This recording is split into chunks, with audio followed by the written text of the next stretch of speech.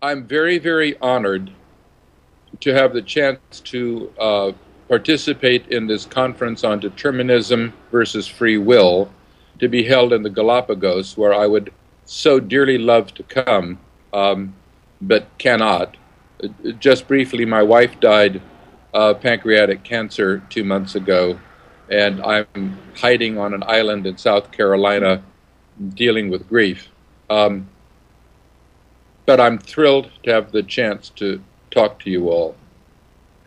I'm going to begin with a provocative statement. Maybe, just maybe, I have answers to the questions. And I hope that I can present the ideas to you. Carlos and his colleagues have an outline of the talk, the latest version of which is sent this morning. I hope that it's circulated and you will look at it and see whether I'm being silly or not silly. So I'm going to start with Cartesian dualism. All of our problems start with Descartes. As you all know, Descartes posed his famous res cogitans and res extensa in around 1650. Res cogitans is mind. It's thinking stuff. It's the experiential aspects of the world. It's I think, therefore I am. Res extensa is his mechanical world view. That non-mind, like the human body, is just a machine. So that's Cartesian dualism.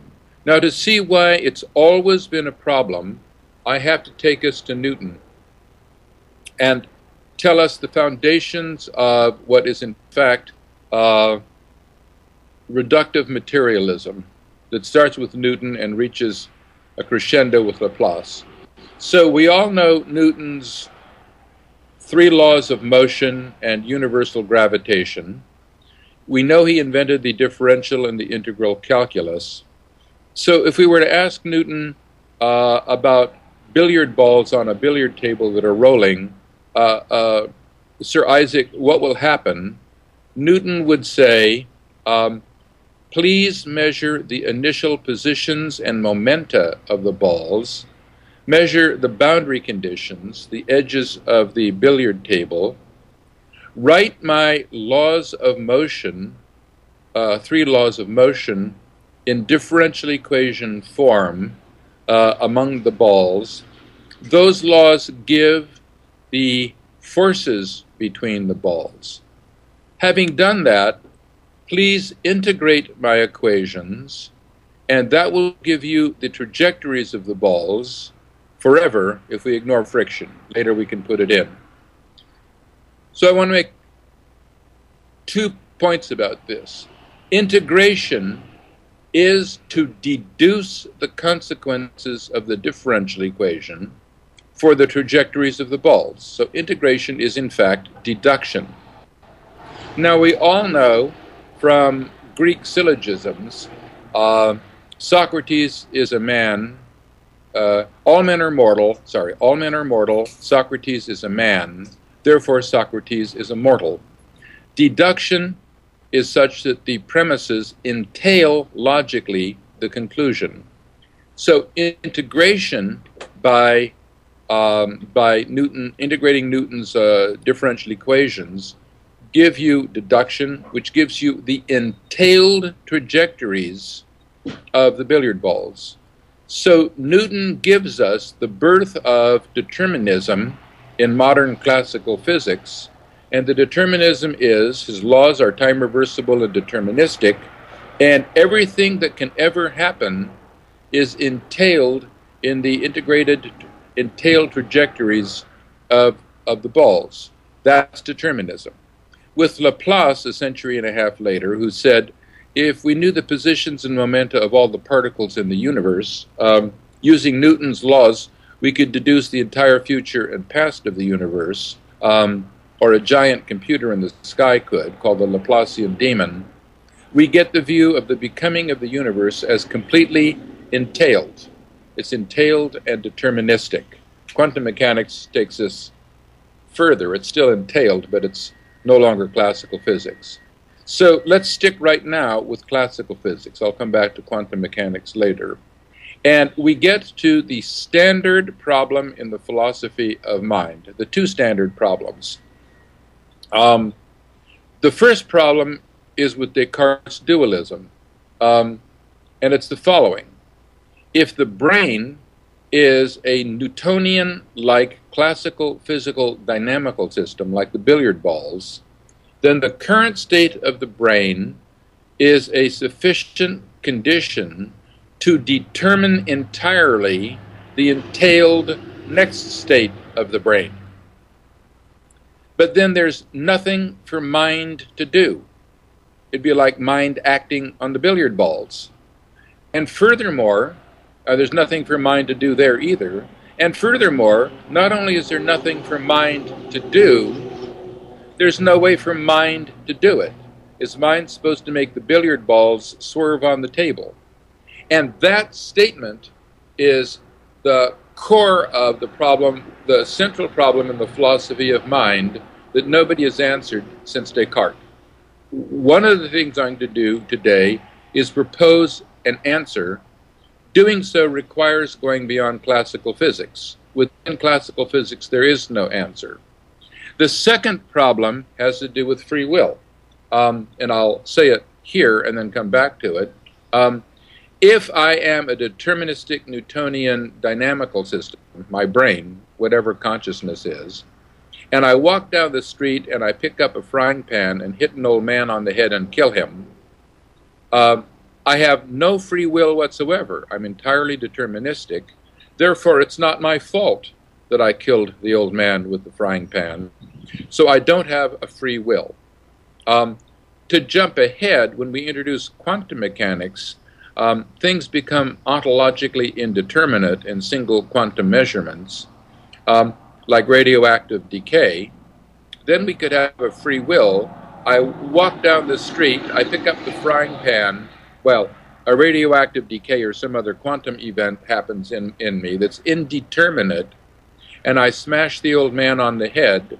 But since the quantum event is entirely random, I'm not responsible for it. It's just some random quantum event. So I could have something like a free will, but not a responsible free will. That kind of summarizes where we are on both determinism and free will. And even if we escape classical physics and go to quantum mechanics, our thinking that says, but you cannot have a responsible free will. Okay, now, I want to introduce something that's entirely new scientifically, that my friends and I think that we either invented or discovered 3 years ago, that I think allows us to answer Descartes' first problem, namely, there's nothing for mind to do and no way for it to do it. So I have to tell you a little bit about quantum mechanics, and then I'm going to tell you about a new discovery for which we've applied for patents. It's called we call it the poised realm. Okay, so first, just a word about quantum mechanics. We all know there's the Schrödinger equation, and it propagates waves, and it explains the famous two-slit experiment where you get the interference pattern by the interference of the Schrödinger waves as they pass through the two slits, and it cannot be explained by classical physics. Now, in quantum mechanics, nobody knows what's waving in the Schrödinger wave equation, but it works.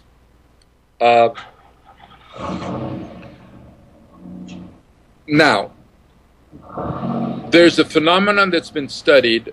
So the interference pattern, as I think everybody knows, is that when it's even with a single photon, if it goes through the two slits, it makes a spot on the silver halide photodetector. And if you wait for 1,000,000 photons to go through the two slits over a period of a month, you get the famous interference light, dark, light, dark pattern on the screen. Therefore, each photon is behaving in such a way that it exhibits this funny property that gives rise to the interference pattern, not the set of photons. So this is true of a single photon. Okay, Now, in the past 20 years, one way of thinking about quantum mechanics and its relationship to the classical world, which is a very complex issue, is something known as decoherence for an open quantum system. An open quantum system is one that is a subset of the universe. And what's going on in decoherence is the following. For a closed quantum system, the quantum waves have at every point in time and space, the waves have amplitudes like water waves. And at each point in time and space, what's called phase information keeps track of the height of the wave as the wave wiggles up and down in time and space like a water wave, and it's called phase information. In decoherence for an open quantum system, and this is demonstrated experimentally, the phase information of the open quantum system is lost to the rest of the universe. And the two critical facts are the loss of the phase information is not causal at all. The phase information is just lost out into the rest of the universe. As the phase information is lost, the quantum waves don't know where their peaks and valleys are, and the interference pattern fades and approaches classicality ever more closely. It's called approaching classicality infinitely closely for all practical purposes. So that's decoherence. There's no doubt about it. It's known. I'm going to try to use decoherence and the poised realm, which I'm going to talk about next, to answer Descartes' problem about how mind can have consequences for brain, but they're not causal consequences. So I need to tell you this to try to get at how to answer Descartes' first problem. There's nothing for mind to do and no way for mind to do it. And I'll also need the same to tell you about a responsible free will. So here's the poised realm. It's based on the idea, it's a new idea, and it appears to be true, that systems can go back and forth between being quantum and classical for all practical purposes and being quantum again. They can, in English, hover reversibly between quantum and classical. So this is our poised realm. And I'll just tell you, it's parameterized by two axes. A y-axis, which is the degree of coherence. A fully quantum system is fully coherent, namely it has all the phase information. And in decoherence, phase information is lost as you go up the y-axis. But you can come back down the y-axis and become coherent again in two ways. By quantum measurement, certainly, and in theory and recent experiment, by injecting information. It's called Shor's theorem. If you have decohering quantum variables and inject information, they can become quantum coherent again. Shor's theorem. There's recent experimental work showing that a system that is decohering can become recoherent again too in light harvesting molecules. So that's the y-axis. The other axis is, the x-axis is ordered, critical, and chaotic, and it's turning out that the x-axis is real also. Some molecules are ordered, some are critical, and some are chaotic. And in quantum mechanics, criticality happens to be the metal insulator transition, where Anderson localization is just breaking down in a semiconductor. Okay, so now I've told you about the poised realm. Okay, now I want to show you that the poised realm and reversible going from quantum to classical to quantum can answer the first problem with Descartes. There's nothing for mind to do and no way for it to do it. And the essential idea is the following. Suppose approximately that mind is somehow quantum and brain is somehow classical or classical for all practical purposes. Then mind, and I'll go into more detail later, can causally, without any causes at all, mind can decohere to become classical for all practical purposes. Therefore, mind can have consequences for brain. without ever acting on it causally, as in classical physics. Now, if that's right, we just have the first possible answer to Descartes that we've had since Descartes. And we've done it by leaving classical physics and embracing quantum mechanics. But that won't do us yet, because that only happens once. Via recoherence and decoherence and recoherence and decoherence and recoherence and decoherence in the poised realm, mind can repeatedly have consequences for brain. Therefore, mind can repeatedly have consequences for classical behavior. So we've answered, in principle, Descartes' first problem, namely, there's nothing for mind to do and no way for mind to do it, which is a classical physics problem, and it's true in classical physics. The poised realm affords an answer. The poised realm appears to be real. Patents are pending. There's more experimental demonstrations of it, and so on. So please take that in. It's written up in a paper called Answering Descartes, Beyond Turing, which is online on Physical Archives, and it's online ECAL 11, and it's been published in a book whose reference I don't have right now. But all you have to do is Google Answering Descartes, Beyond Turing plus Kauffman, and you'll find the paper. Okay, now I want to get to the problem of free will. Again, let's state the standard problem. If the brain is a Newtonian classical physics system, it's got entailed deterministic dynamics, just like the billiard balls. So there's nothing for mind to do, nor any way for mind to do it. So we cannot have a free will at all, let alone a responsible free will. Okay? That's the standard problem. If, as I've already said, we invoke quantum mechanics, even in the poised realm, a quantum measurement event has the following property. Quantum mechanics says the Schrödinger wave propagates a whole bunch of waves. The Born rule says square the amplitude of each wave. That squared amplitude is the probability that when you measure the system, that wave will be the one that is measured in the measurement outcome. But this is essential. There is nothing whatsoever that tells you what the specific outcome is. I mean, for example, if you're measuring an electron spin that could be up or down, there's a squared amplitude or probability for being up, and there's a squared amplitude for the probability of being down, and that's all we know. There is no way that we know of to deduce the actual outcome of any single quantum measurement. So hold that in mind. I'm going to come back to it. It's essential for what I want to say later on. But that means the following. If there's no way to deduce the outcome of a single quantum measurement, then that outcome is not entailed at all. Unlike Newtonian mechanics, where you can deduce the consequences, and like a Turing machine, where you can deduce the next state of the Turing machine from the current state, because Turing machines are a subset, discrete state, discrete time of classical physics. Okay, so meanwhile, back to free will. Not only can we not determine the outcome of the quantum measurement, it's entirely random, with some probability of the spin being up or down. Therefore, if I'm walking down the street and a quantum event happens in my mind, and I pick up a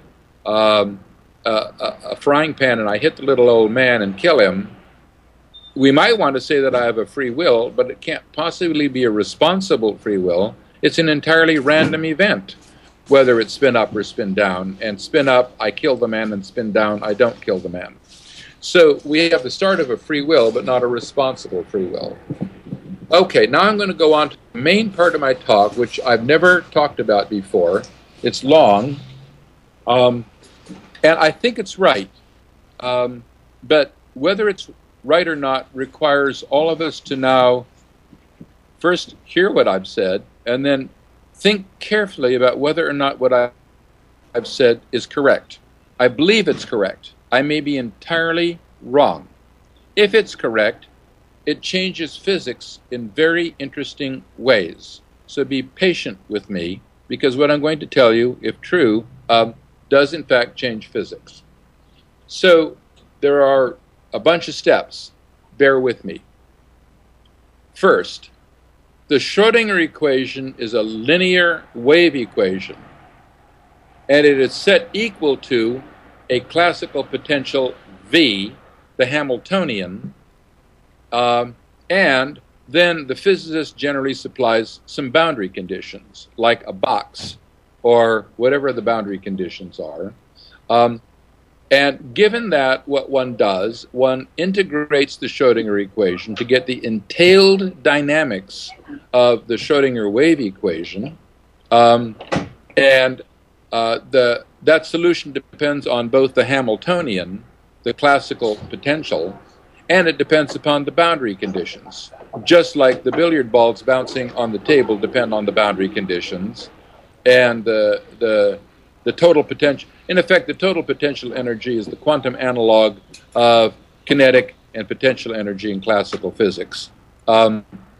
Okay, so that's what you do with the Schrödinger equation. Now, the next statement, I'm on 3, is if you change the boundary conditions or the Hamiltonian of a classical system, or at least a classical for all practical purposes system, you change the possible behaviors of the quantum system. So let me go back and be explicit. Given the boundary conditions for the time-independent Schrödinger equation, one gets standing wave solutions, which are called eigenfunctions, like a vibrating string on a guitar, and the boundary conditions, just like the two tied down ends of the string, determine the patterns of vibration of the guitar string, the eigenfunctions, and if you change the boundary conditions, like putting your finger up 1 fret or 2 frets on a guitar, you change the tones and the overtones of the guitar string. You change the eigenfunctions by changing the boundary conditions. If you change the boundary conditions of a quantum system, you change its modes of behavior too. Okay? So that's just true. Also, if you change the Hamiltonian, you change the behavior of the quantum system. I want to give you a concrete example in the real world, unless you think I'm just talking philosophy. Physicists really make effectively classical physical apparatuses, and they measure quantum systems with them. A famous example is called the Stern-Gerlach apparatus, and it's used to measure whether an electron is spin up or spin down, or spin left or spin right, or any other axis you want. Here's the critical points. First of all, physicists really make Stern-Gerlach apparatuses. So the universe is such that physicists can make real Stern-Gerlach apparatuses, and they can really test quantum systems and test quantum mechanics, and they get the right answers that's confirmed quantum mechanics. Point 1.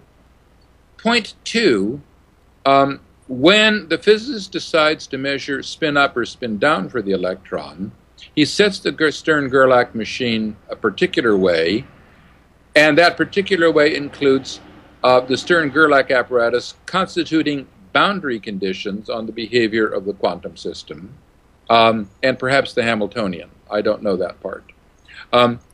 If the physicist decides instead to measure spin left or spin right, the physicist changes the boundary conditions in the Stern-Gerlach apparatus, and the changed boundary conditions now yield the fact that the quantum behavior of the electron will reveal upon measurement spin left or spin right.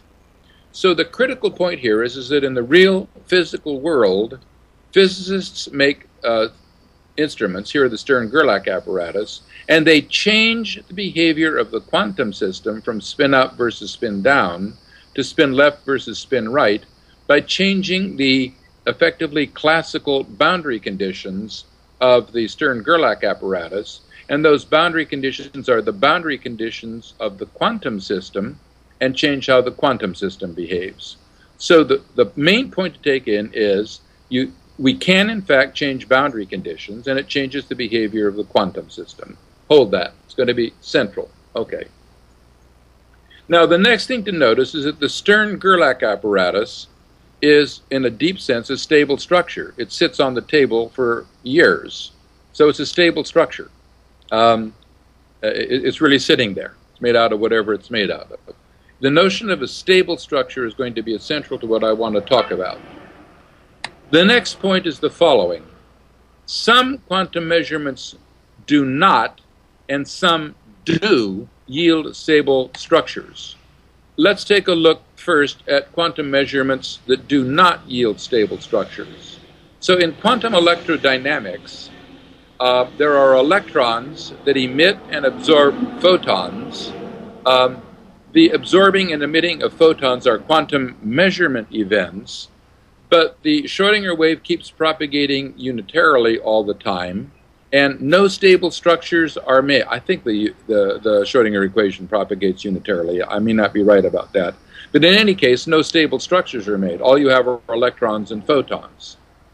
Now consider the famous two-slit experiment, where you've got two slits in a little barrier, and you send a single photon through it, and the photon does whatever it does. In quantum mechanics, you actually have to say that it simultaneously goes through both slits, and therefore you have to say that it simultaneously does and does not go through the left slit. I'll come back to that. And then it hits an old-fashioned silver halide film emulsion as the photodetector. Okay?